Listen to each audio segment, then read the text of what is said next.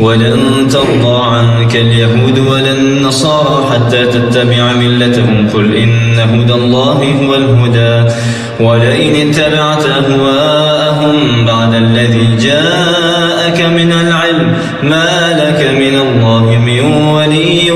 ولا نصير الذين آتيناهم الكتاب يتلونه حق تلاوته أولئك يؤمنون به ومن يكفر به فأولئك هم الخاسرون يا بني إسرائيل اذكروا نعمتي التي أنعمت عليكم وأني فضلتكم على العالمين واتقوا يوما لا تجزي نفس عن نفس شيئا ولا يقبل منها عدل ولا تنفعها شفاعة ولا هم ينصرون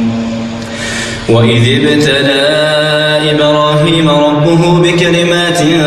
فأتمهن قال إني جاعلك للناس إماما قال ومن ذريتي قال لا ينال عهد الظالمين وإذ جعلنا البيت مثابة للناس وأمنا واتخذوا من مقام إبراهيم مصلى وعهدنا إلى إبراهيم وإسماعيل أن طهر بيتي للطائفين والعاكفين والركع السجود وإذ قال إبراهيم رب اجعل هذا بلدا آمنا وارزق أهله من الثمرات من آمن منهم بالله واليوم الآخر قال ومن كفر فأمتعه قليلا